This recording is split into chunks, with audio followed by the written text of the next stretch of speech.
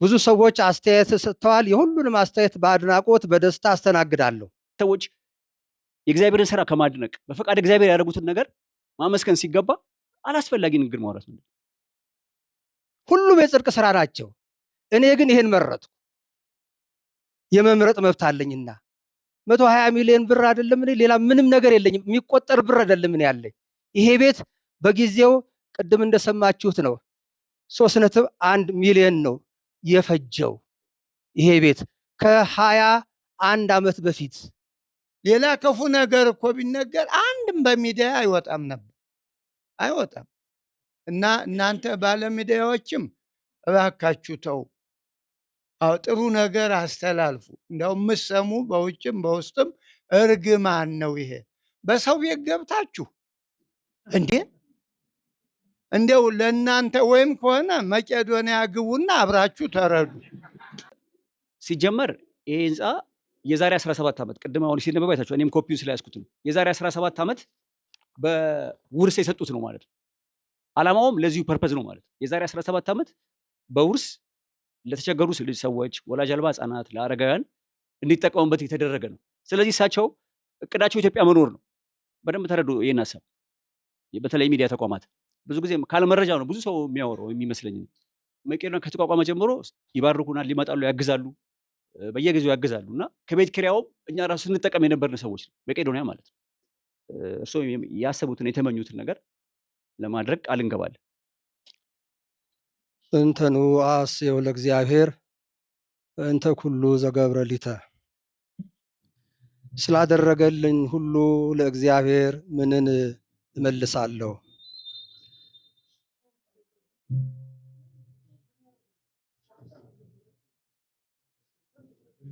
ብፁዓን አበው ሊቃነ ጳጳሳት፣ ቅድም የሁላችሁም ስምና ሀገረ ስብከት ስለተጠቀሰ ጊዜያችሁን ለመቆጠብ ነው። ክቡር ሊቀ ትጉሃን የሃይማኖት ጉባኤ ዋና ጸሐፊ፣ የሃይማኖት አባቶች፣ እንዲሁም ደግሞ ጥሪ የተደረገላችሁ እንግዶች፣ በዚህ ዕለት ይህንን ታሪካዊ ዕለት ለመዘገብ የተሰበሰባችሁ የሚዲያ አካላት ሁላችሁም እንደምን ዋላችሁ? እግዚአብሔር አምላክ ቅዱስ ፈቃዱ ሆኖ በዚህች ዕለት ይህንን ቤት ለመቄዶንያ በጎ አድራጎት ማህበር ሳስተላልፍ እጅግ በጣም ደስታ ይሰማኛል።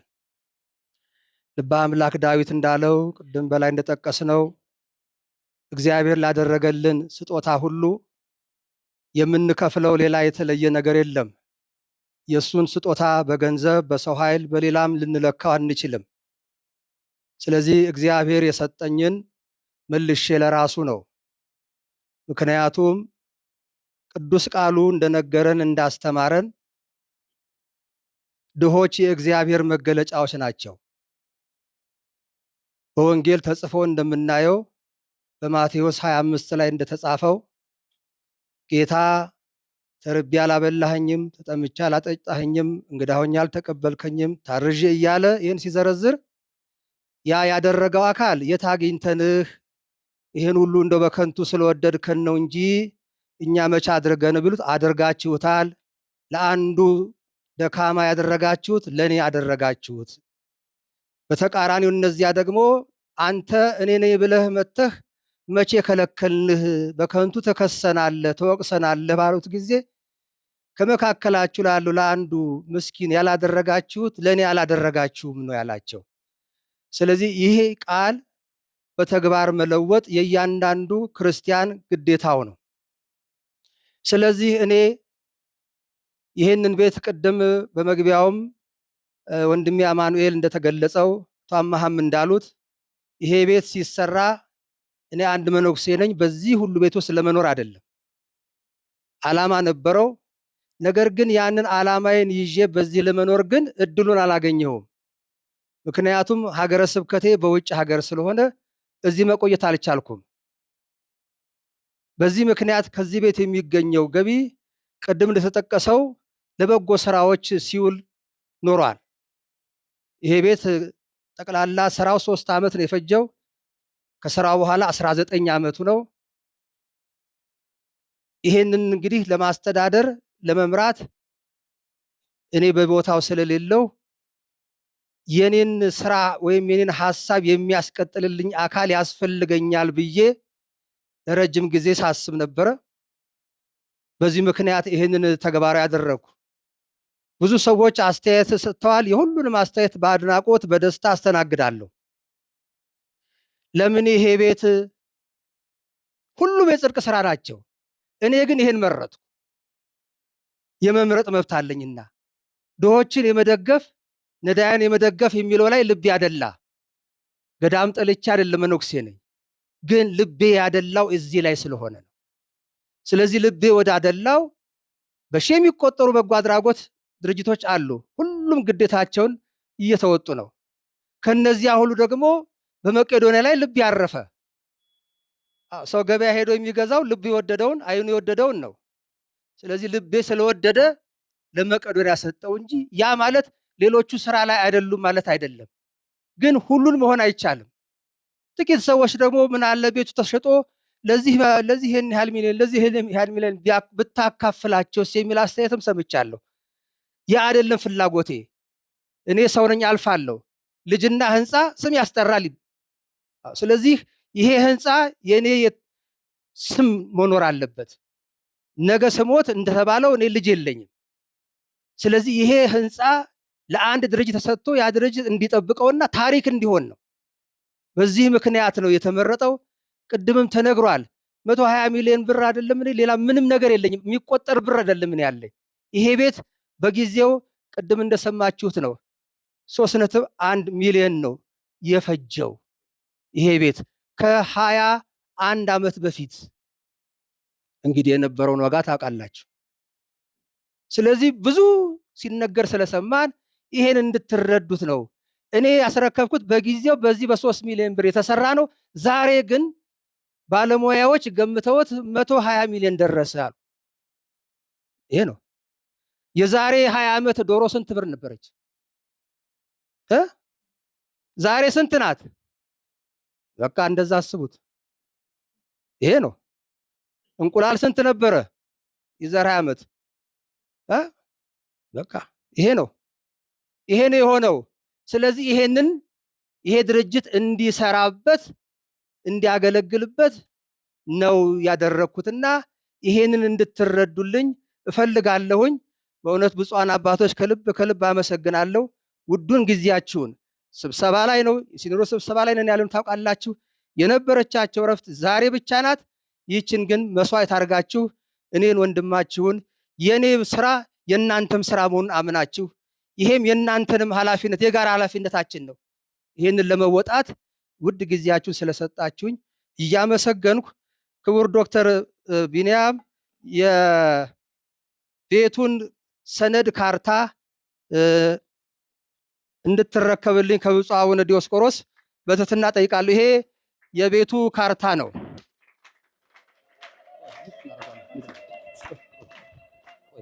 አንድ ላይ እናደርገዋለን። እዚህ የምታዩቸው ከካርታው ጋር የተያያዙ የመብራት ውል፣ ለዚህ ለቤቱ ደግሞ በየዓመቱ የጣራና የግድግዳ እንደምታውቁት የሚከፈል ግብር አለ። ይሄንንም እንዳይቸገሩ የ2018 ዓመተ ምህረት የጣራና ግድግዳ 65,000 ክፍያ ፈጽሜያለሁ። ይሄ ቤት ምንም አይነት አንድ ብር ዕዳ የለበትም። ይሄን ሰነድ ብፁዕነቱ ያስረክቡልኝ።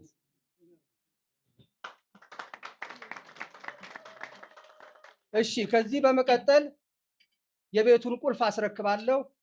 ይህ ቁልፍ የዚህን የመቄዶንያን ይህን ቤት በር የሚከፍት ብቻ ሳይሆን ለምጽዋት የተቆለፉ ልቦችን የሚከፍት ቁልፍ ነው። ይህ ቁልፍ ልባቸው ለፍቅር፣ ለሰላም፣ ለአንድነት ለተቆለፈባቸው ሁሉ ልቦናቸውን የሚከፍት ቁልፍ ነው። ይህ ቁልፍ አንደበታቸው እንደመጣላቸው ክፉን ለሚናገሩ ዘመኑ የመርገም ዘመን ነውና የስድብ አፍ ይሰጣቸዋል እንዳለው እነዚህ አፎች ለሰላም እንዲከፈቱ የሚያደርግ ቁልፍ ነው። ስለዚህ ይህንን ቁልፍ ብፁዕ የሲኖዶስ ዋና ጸሐፊ ለክቡር ዶክተር ቢንያም እንዲያስረክቡልኝ በትህትና እጠይቃለሁ።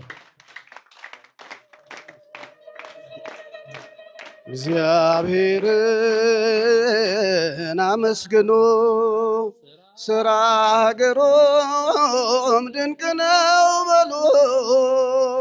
እግዚአብሔርን አመስግኑ፣ ስራ ግሩም ድንቅ በአባቶቻችን ላይ ሰርቶ በአባቶቻችን ላይ ታይቶ ይህንን ፈቃድ እግዚአብሔር እንዲፈጸም ያደረገው አቡነ ፋኑኤል ሰጡ ይባል እንጂ እነዚህ ብፁዕ አባቶች ሁሉ የሰጡት እንደሆነ እንድትቀበሉ በዚሁ አጋጣሚ ለማሳሰብ እወዳለሁ። አባቶች ውክልናቸው ከአባቶች ነው። ደግነትም የአባቶች ነው። መስጠትም ከእናንተ ወስደው ለእናንተ ነው የሰጡትና የስጦታ የወዳጃችን የቅርብ አባታችን የአቡነ ፋኑኤል ብቻ ሳይሆን በጊዜውና በሰዓቱ ይህንን ስጦታ እውነት ነው፣ ግሩም ነው፣ እናደንቃለን፣ ቅቡልነት እንዲያገኝ ፈቅደናል። በጊዜውና በሰዓቱ ይህን ሲያደርጉ በድምተኝነት ሳይሆን በባለቤትነት ተገኝተናል ያሉ አባቶቻችን ጊዜ ሰውተዋልና ጠዋትም በአገልግሎት ነው የቆዩት። ቀሪ ጊዜያቸው እቺ ነበረች። እችንም በዚህ አገልግሎት ላይ ስለተገኛችሁ በእውነት ክብርና ምስጋና ለእናንተ ይሁን። ቀጥሎ ዶክተር አጭር የሆነ ስሜትህን እንረዳለን ሳትናገር፣ ነገር ግን በአንደበትህ ቢገለጥ ጥሩ ነው ከሚል ነው። የጉዳዩ ባለቤት ነው። አሁን ብፁዓን አባቶች ሰውየው ቀብር ሰዎች ይዘው ሲሄዱ አየና ጅብ ተከተለ። ምንድነው ሲባል ቀብር ምንድን ነው? አይ ሰው ሞቶ እየወሰድን ነው። ምንድን ነው ታዲያ? አይ ጉድጓድን ከቷል። አይ እንደው የሚበላው ቢገኝ ፈቃደኛ አይሰጡም ወይ አሉ። የሚበላው ከተገኛል። ለምን የሚፈልጉ ሰዎች ይህን ቤት በሌላ በተለያየ ምክንያት ይፈልጉታል። ግማሹ ደሃ እኮ ቤተሰብ አሉት፣ ግማሹን ሸጠው፣ ግማሹ ለምን መኪና አልገዙም፣ ግማሹን ለምን ለኛ አልሰጡም እያሉ እንደዚህ ቀለል ያለ ንግግር መስጠት ከባድ እንደሆነ አይተናል። ደስታም እንደሆነ አይተናል። አባቶችም በዚህ ጉባኤ ላይ ተገኝታችኋልና ደስ ብሎናል። ዶክተር ቢንያም ወደዚህ እንድትናገር። ብፁዕ አቡነ ዲዮስቆሮስ የቅዱስ ሲኖዶስ ጸሐፊ፣ ብፁዕ አቡነ ፋኑኤል የዚህ የዛሬው ታሪካዊ ዕለት መምህር፣ አስተማሪ፣ ብፁዓን አበው ሊቃነ ጳጳሳት፣ እንዲሁም ደግሞ እግዚአብሔር አድሏችሁ ይህንን ለማየት ለመስማት እግዚአብሔር ፈቅዶ ጥሪ ተደርጎላችሁ የተገኛችሁ የሚዲያ አካላት፣ እንግዲህ አሁን እንደተባለው መቼም እያንዳንዱ ሊናገር ግብዣ ይሄ መጥፎ ልምድ ነው። በእውነቱ ጥሩውን ነገር ዝም ብሎ ይዞ መሄድ እንጂ ጊዜ መፍጀቱ ጥሩ አይደለም። እኔም ጊዜ አልፈጅም። ክርስቶስ ተንሥአ እሙታን አሰሮ ለሰይጣን ሰላም ሆነ። አዎ እንግዲህ ወቅቱ ትንሣኤ ስለሆነ ደግሞ እውነተኛው የትንሣኤ ወቅት እንዲህ ያለ ስራ ሲሰራበት ነው እንጂ እንደው በየዓመቱ ትንሣኤ ነው እያሉ ሀብታሙ በውድ የቀን በርበሬ እያረደ ድሃውም ቅድም እንደተባለው የዶሮ ዋጋ ጣራ ላይ ወጥቶ በሚያዝንበት ይህ ትንሣኤ አይደለም። ትንሣኤ ችግር የሚሆን አይደለም። ትንሣኤ የወደቁትን ማንሳት ነው እና በትክክል ወርሃ ትንሣኤ እውነት ዛሬ ነው በዓሉ የተከበረ። እንግዲህ ተመሃሩ እምኔየ ይላል ባለቤቱ መድኃኔ ዓለም። የወደቁትን ያነሳ ሙቶ ለትንሣኤ በኩር የሆነው ከእኔ ተማሩ ይላል። እዚህ በማቴዎስ 11:28 ቁጥር ላይ ከእኔ ተማሩ። ሰው ከእግዚአብሔር ሲማር እንደዚህ ነው። አዎ ከሰው ሲማር ነው ነገሩ ሁሉም አይሳካ እንጂ ማንም ሰው በጎ ነገር ለማድረግ በእውነት ፍላጎት አለው። ግን መምህር ስለማይኖረው እያሰበ በዚያው በልቡ ይቀራል እና ብፁዕ አቡነ ፋኑኤል ያው የጊዜው ጥረት ነው። እኔ ጋር በብዙ በተለይ በውጭ ሀገር አብረን ነው ክፉን ደጉን ያሳለፍነው። ወደዚህ ወደ ማዕረጉም ስንመጣ አብረን ነው የመጣ ነው እና ሰው ከእግዚአብሔር ሲማር እንደዚህ ነው። አዎ ቅዱሳን ከእግዚአብሔር ሲማሩ ነው አካላቸውን ሁሉ ለስዕለት እየሰጡ አዎ ከዘመድ ከአዝማድ ከቀያቸው እየወጡ የሚሄዱት እና ይሄ መሰናክሉ በጣም ከባድ ነው ለጥቂት ሰዎች ካልሆነ እንደ ዶክተር ብንያም እንደ ክብርት እሌኒ በእውነት እንግዲህ ከነዚህ ነው አባቶቻችን ከሱ ተምረው ያው ዛሬ ክርስትናው እዚህ ደርሷል። የብፁዕ አቡነ ፋኑኤል የ18 ዓመት በእውነት በቲኔጀርነት ማለት ነው። 18 ማለት የ18 ዓመት ወጣት ማለት ነው እና በዚያ እድሜ ነው እንግዲህ ጥሪያቸው። ይህ ህንፃው እየገባቸው ሲሄድ ያ ነው ጥሪ ማለት ራስን መስጠት ማለት ነው። በወንጌሉም የዘላለም ሕይወትን ወርስ ዘንድ ምን ላድርግ ሲል ሁር ወሲጥ ኩሎ ንዋየከ ነው ወሀብ ለነዳያን ወነአት ለወኒ ነው። ይቺ መሰናክል ማንም ያልፋል።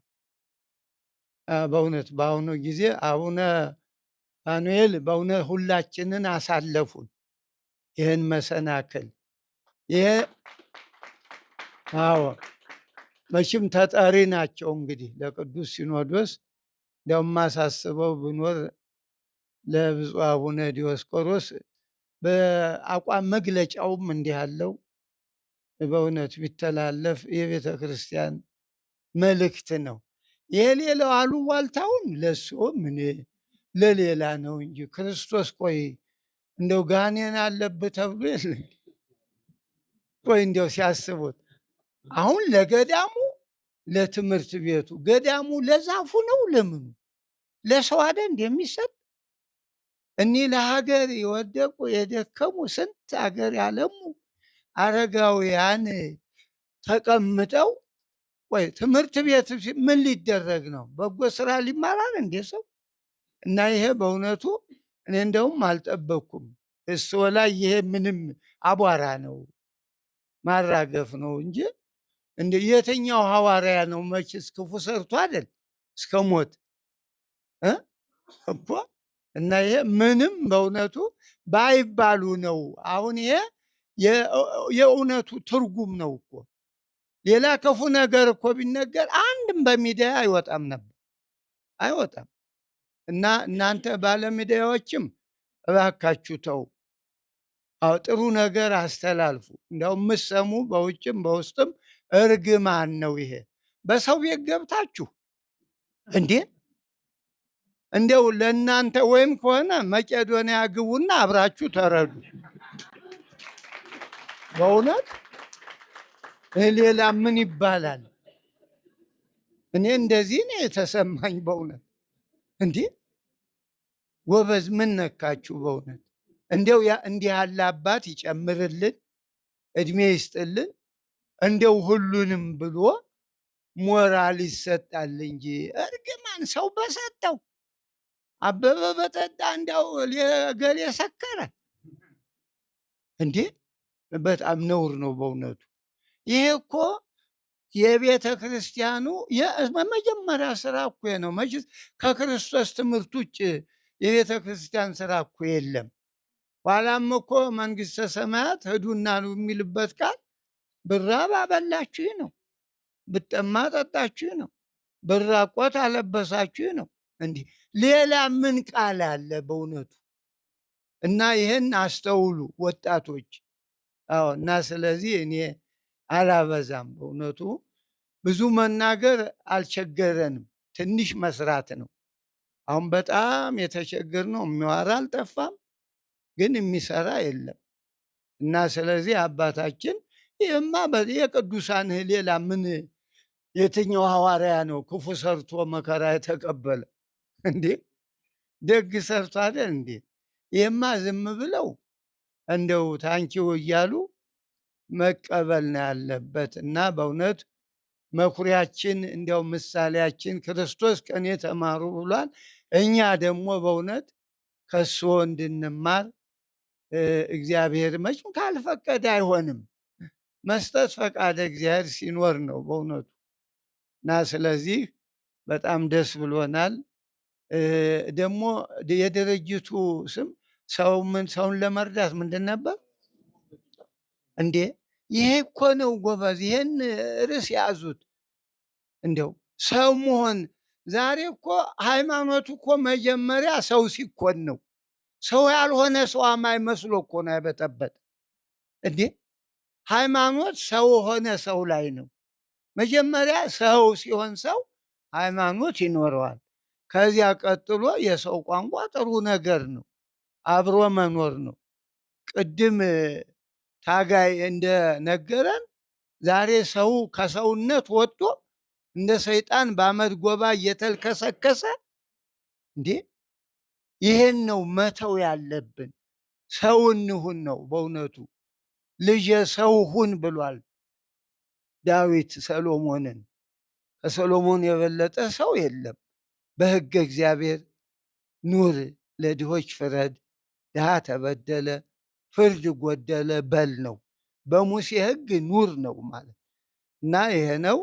በጣም ደስ ብሎናል። እንግዲህ ብዙ እንዳንናገር በእውነቱ እኔም እዚያ ቁጭ ብዬ ረዘመ ስል አሁን እኔ ላይ ሊያጥር አይገባም። እሺ፣ በጣም አመሰግናለሁ። ብፁዓን አባቶች፣ አበው ሊቃነ ጳጳሳት በረከታችሁ ይደርብኝ። ዛሬ ሁላችሁም እዚህ የተገኛችሁ በሙሉ በጣም እናመሰግናለን። ሊቀ ጳጳሳት፣ የቤተክርስቲያን አባቶች፣ ሁላችሁም የሚዲያ አካላት እዚህ ስለተገኛችሁ በጣም እናመሰግናለን። የዛሬው ፕሮግራም ያው የመቄዶንያ ፕሮግራም ነው። ብፁዕ አባታችን እንደዚህ አይነት ሀሳብ አልነበራቸውም። በ21 በእመቤታችን ቀን በውልና ማስረጃ ሰጥተው ሊሄዱ ነበር የፈለጉት። እኛ ግን በጣም አስቸግረናቸው ያው ሌላም ሰው ደግሞ ምሳሌ ይሆናል ሰዎችም ይሄን አይተው ያደርጋሉ ብለን ነውና እኔንም አመሰግናለሁ እሳቸው። ዛሬም ይሄን ፕሮግራም የተደረገው ባለፈው ላይቭም ሁሉ ነገር የመቄዶንያ ሀሳብ ነው። ስለዚህ ስለመጣችሁ እጅግ በጣም እናመሰግናለን። ብፁዓን አበው ሊቃነ ጳጳሳት፣ ቀሲስ ታጋይ፣ አባ ሕፃንም እዚህ አሉ፣ ክቡር አባታችንም አባ ገብረ መድኅን እሳቸውም አሉ። ሁላችሁም እዚህ የመጣችሁ በሙሉ እዚህ ስለመጣችሁልን በጣም እናመሰግናለን። ብፁዕ አበው ሊቃነ ጳጳሳት እንግዲህ በተለያየ ጊዜ መቄዶንያ እየመጣችሁ የምትባርኩን የምታግዙ ናችሁ። ዛሬ ደግሞ እዚህ ደግሞ መስዋዕት አድርጋችሁ ስለመጣችሁ በተለይ እናንተን ከልብ አመሰግናለሁ። እግዚአብሔር ይስጥልን። እንግዲህ ይሄ ቤት አሁን የምታዩት ቤት ነው። በጣም ለአረጋውያን በጣም ምቹ የሆነ ነው እና ብፁዕ አባታችን ብፁዕ አቡነ ፋኑኤል ያደረጉት ነገር በጣም ትልቅ ስራ ነው። በነገራችን ላይ እሳቸው በ18 ዓመታቸው የመነኮሱ ናቸው በደብረ ሊባኖስ። ትንሽ ስለሳቸው አጠር አድርጌ ልንገራችሁ። ብፁዕ አባታችን በ18 ዓመታቸው በደብረ ሊባኖስ መንኩሰው በምንኩስና ከዛ ቤተክርስቲያን አስተዳዳሪነት በሊቀ ጳጳስነት ረጅም ዓመት ያገለገሉ ናቸው። እንግዲህ የእግዚአብሔር ጥሪ መሆኑን የምታውቁት አንድ ሰው በ18 ዓመቱ መልኩሶ ለዚህ ክብር መብቃት የእግዚአብሔር ጥሪ ነው ማለት ነው። ስለዚህ ትልቅ አባታችን ናቸው። ከዛ ውጭ ደግሞ ረጅም ዓመት አሜሪካን ሀገር የኖሩ ናቸው። በ1985 ዓመተ ምህረት ጀምሮ ማለት ነው። 1985 ዓመተ ምህረት ጀምሮ ረጅም ዓመት አሜሪካ ሀገር የኖሩ አባት ናቸው። ይሄን የምለው መሰላቸው አንዳንድ ሰዎች ብር ከየት አመጡ የሚሉ ሰዎች አሉ። አንደኛ አይመለከታቸውም፣ ምንም መብት የላቸውም ሲጀምር። ያው የመጨረሻው ዘመን አይደለ? የመጨረሻው ዘመን ነው በነገራችን ላይ። እኔ የሰው ድፍረት ይሄ እኮ ሲኦል የሚያስገባ ነገር ነው እየተናገሩ ያሉት ቢገባቸው ማለት ነው። እና ይሄን ያህል ዓመት የኖሩ አባት የንስሐ ልጆች አሏቸው፣ ብዙ አላቸው። ቤተክርስቲያንም ለምግብ የሚሰጣቸው ነው። ያችን አጠራቅመው ትንንሽ ሰዎች ከመርዳት ያን ጠርቀም አድርጎ ለበጎ ነገር ማዋል እኮ ብልህነት ነው ራሱ። ያን ሰው ለተለያየ ሰው ሊረዱ ይችሉት ነበር፣ ግን ያችን ጠርቀም አድርገው ቋሚ ነገር ማድረጋቸው ጭንቅላት የእሳቸውን ዊዝደም ያሳያል ብዬ ነው የማስበው። አንዳንድ ሰው እኮ ዝም ብሎ ብሩን ይበትናል፣ ለዚህም እያደረገ ለመርዳት ነው እሱ በነገራችን። ከዛ ይልቅ ግን ቋሚ ነገር ላይ አውየው ሰዎች ይረዱበት ብለው የሰሩት ቤት ነው። የቤት ሲጀመር ደግሞ የቤት የተሰራው በትንሽ ብር ሲጀመር ይሄ ህንፃ የዛሬ 17 ዓመት ቅድም አሁን ሲነበብ አይታችሁ እኔም ኮፒውን ስለያዝኩት ነው። የዛሬ 17 ዓመት በውርስ የሰጡት ነው ማለት ነው። ዓላማውም ለዚሁ ፐርፐዝ ነው ማለት ነው። የዛሬ 17 ዓመት በውርስ ለተቸገሩ ሰዎች፣ ወላጅ አልባ ህጻናት፣ ለአረጋውያን እንዲጠቀሙበት የተደረገ ነው። ስለዚህ እሳቸው እቅዳቸው ኢትዮጵያ መኖር ነው። በደንብ ተረዱ ይሄን ሀሳብ። በተለይ ሚዲያ ተቋማት ብዙ ጊዜ ካለ መረጃ ነው ብዙ ሰው የሚያወራው የሚመስለኝ። ለምሳሌ እሳቸው ይሄንን ነገር ለማድረግ እዚህ መኖር አለባቸው። ይሄ የተቋቋመው እርዳታ ለማድረግ ነው ይሄ ቤት የተሰራው። ነገር ግን ያን እርዳታ ለማድረግ በአጋጣሚ በተለያየ ጊዜ ካለ ፍላጎታቸው ውጭ እየተመደቡ እየሄዱ ስለሆነ ያን ነገር የሚያስቀጥል ተቋም ፈለጉ ማለት ነው። ስለዚህ የጀመሩትን የበጎ ተግባር ለማስቀጠል እዚህ ስለሌሉ ማለት ነው ሀሳባቸው እዚህ እየኖሩ አብረው እየኖሩ ልክ እንደ መቄዶንያ ማገዝ ነበር የፈለጉት። ያን ነገር አልቻሉም ማለት ነው ውጭ ለሚኖሩት። ስለዚህ ምን ማድረግ አለባቸው? አማራጭ የላቸውም። ለበጎ ተግባር ሰጡ ለመቄዶንያ ማለት ነው። ስለዚህ በዛ ምክንያት ድሮም በነገራችን ላይ መቄዶንያ ከተቋቋመ ጀምሮ ይባርኩናል፣ ይመጣሉ፣ ያግዛሉ፣ በየጊዜው ያግዛሉ እና ከቤት ኪራዩም እኛ ራሱ ስንጠቀም የነበርን ሰዎች ነው መቄዶንያ ማለት ነው። ስለዚህ ዛሬ ደግሞ ኪራዩ ቀርቶ በቋሚነት ሰዎች እንረዳበት ስለተፈለገን የተሰጠን ማለት ነው።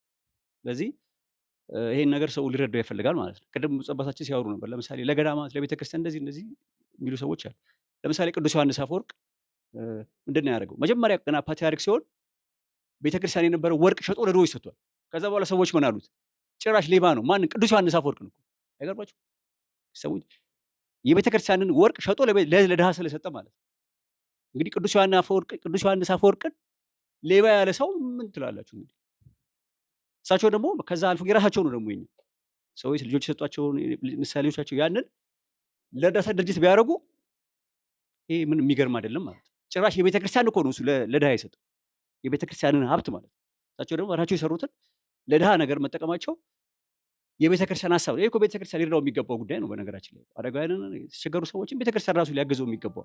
ስለዚህ ለቤተክርስቲያን ይስጡ ምናምን የሚለው ነገር እኔ ለምሳሌ ህንፃ ቤተክርስቲያን ከመሆን ህንፃ ስላሴ እንርዳ ካሉ የተሻለ ሀሳብ ነው ብዬ ነው የማስበው። ቅዱስ ዮሐንስ አፈወርቅም ያንን የሚያስተምረው እኔ የማውቀው ማለት ነው።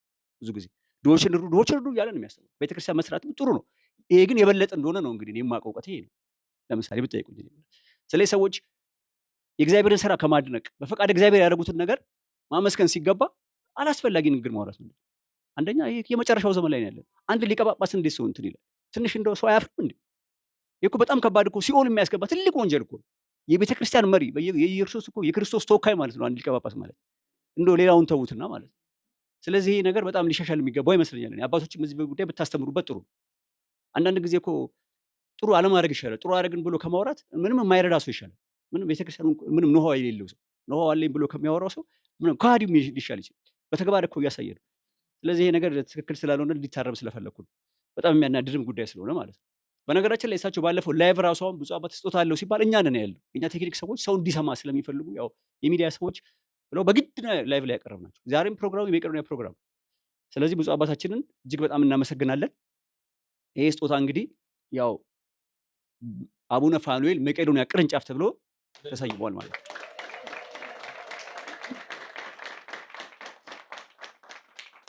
እና 56 ቅርንጫፍ ነበረን። ይሄኛው ትንሽ ኢሞሽናል ሆኜ ነው ቅድም ይቅርታ 57ኛው የመቄዶንያ ቅርንጫፍ ይሆናል ማለት ነው። እንግዲህ ብፁዕ አባታችንን ቃሎትን እንፈጽማለን፣ እርስዎን ደስ እናሰኛለን። በዚህ ቦታ ላይ በጣም የተጎዱ አረጋውያንን አባቶች፣ እናቶችን በማስገባት እርስዎ ያሰቡትን የተመኙትን ነገር ለማድረግ ቃል እንገባለን። በተለይ ባለቤቴ ደግሞ በዚህ ስራ ከኔ የተሻለች ስለሆነች በእርግጠኝነት እርስዎን ደስ እንደምታሰኙት በጣም የተቸገሩ ሰዎች እየኖሩ ሀሳቦት መጀመሪያ ቤት የሰሩበት ዓላማ ስለሆነ በጣም የተጎዱ ሰዎች እርስዎን የሚያስጠቅሙ ሰዎች ገብተው እርስዎ ደስ እንዲሉ ግዴታችንን እንወጣለን ማለት ነው። እንግዲህ መቄዶንያ እንደምታውቁት የተለያዩ ሰዎች ድጋፍ ያደርጋሉ፣ በገንዘብ፣ በስጦታ፣ በአይነት እንደዚህ። ግን ዛሬ እንግዲህ 14 ዓመት እየሆነ ነው መቄዶንያ። በዚህ በ14 ዓመቱ እንግዲህ ይሄ ትልቁ ስጦታ ነው። ትንሽ ቤቶች እንደዚህ ነገር ሰዎች ያግዛሉ። ግን ይሄን የሚያክል ትልቅ ቤት እንግዲህ በትልቅ ድርጅቶች ነው እስካሁን። እሱም ኢትዮጵያ ንግድ ባንክና ኢትዮ ቴሌኮም ሊሆኑ ይችላሉ ይሄን የሰጡት እንጂ በግለሰብ ደረጃ በአንድ ሰው ማለት ነው። ይሄ ለመቄዶንያ በመቄዶንያ ታሪክ እንግዲህ ትልቁ ስጦታ ይሄ ቤት ነው ማለት ነው።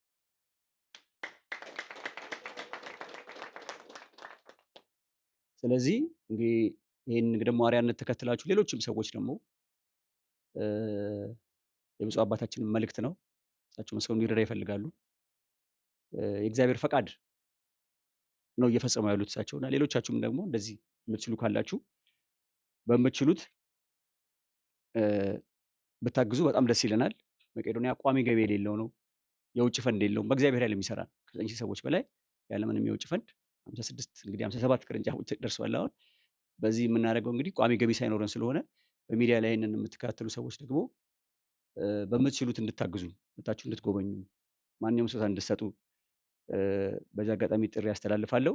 ወንድማቸውን ደግሞ ኢንጂነር አማኑኤል ይባላሉ። ስመጥር ኮንትራክተር ናቸው። ይህንን ቤት በጣም በጥሩ ሁኔታ የሰሩት ቅድም እንደሰማችሁት ምንም እኛ እንኳን ወጪ እንዳናወጣ ተደርጎ ሁሉ ነገር በቃ ታድሷል። መቄዶንያ ሰው ማስገባት ነው። በነገራችን ላይ አልጋዎች አዘጋጅተናል፣ ሰዎችን መርጠናል። በቅርቡ ሰው እናስገባበታለን እዚህ ቦታ እና እሳቸውንም በጣም አመሰግናለሁ። ብዙ ደክመው ነው በሙያቸው በነፃ በጉልበታቸው ትልቅ እገዛ አድርገዋል። እሳቸው ይሄ ህንፃ ለመሰራት እሳቸው ማስተዋጽኦ ቀላል አይደለም በነገራችን ላይ። ስለሳቸውንም በጣም አመሰግናለሁ። ብፁዕ አባታችን ደግሞ የነገሩን ለኔ የኔ የካቲት 1 ነው ጾም ከመግባቱ በፊት ማለት ነው። ቤቱን ያሉን መተናየን ውልና ማስረጃ ጨረስን። እኔ በጣም አንድ ነገር ልንገራችሁ ብፁዓን አባቶቻችን፣ እኔ ብዙ ሰዎች ሲሰጡ እንደሳቸው ደስ ብሎ ሊሰጥ ሰው አላየሁም እስካሁን። ከልቤ ነው የምነግራችሁ። እጅግ በጣም ነው ደስ ያላቸው። በቃ ከ3 ወር በኋላ ከ2 ወር በኋላ ነው የመጡት እዚህ የቅዱስ ሲኖዶስ ስብሰባ ሲሆን የካቲት ግንቦት እና 3 ወሩ በጣም ነበር የረዘመባቸው። 3 ወሩ በጣም ነው የረዘመባቸው እና በዚህ በ3 ወሩ በቃ እንዳይሞቱ ነገር እንደው በቃ በጣም ከመጓጓቸው የተነሳ ይሄ በእውነት ነው ምስክር መሆን ስለምችል ማለት ነው። እና እንደዚህ የሚሰጥ በደስታ ይስጥ የሚለው ቃል ማለት ነው። በጣም በደስታ ውልና ማስረጃ ሄደው ቤቱን ሲሰጡ አልቅሰዋል። ሰው እኔ ነበር እንደዛው ከመሆን የነበረብኛል እኔ ስለተሰጠኝ ማለት ነው። እኔ ተረጂ ነኝ፣ እንደዛ ብደሰት ተገቢ ነው። ምክንያቱም እንደዚህ አይነት ትልቅ ስጦታ አግኝተናል። እሳቸው ግን ያን ነገር በማድረጋቸው እንደዛ ደስ ያላቸው። በደንብ የምሬን ነው የምነግራቸው። እጅግ በጣም ነው ደስ ያላቸው እና እንደዚህ ነው እንግዲህ በመስጠት ከእግዚአብሔር የሚሰጠውን ዋጋ ያወቀ ሰው እንደዚህ ነው ደስ የሚል እንጂ የተለያየ ትችት በመስጠት በመስጠት ከእግዚአብሔር የሚገኘውን ዋጋ ምን ያህል ክብር እንዳለው ያን እያሰቡ ይመስለኛል። እና እጅግ በጣም ነው ደስ ያላቸው እና በጣም በጉጉት ነው በቃ 3 ወሯ የደረሰችላቸው እና በዚህ አጋጣሚ እስከዛሬ ከረዱን ሰዎች እንደዚህ አይነት ነገር ስላላየሁኝ ነው። ብፁዕ አባታችን በጣም እናመሰግናለን። እግዚአብሔር ይስጥልኝ።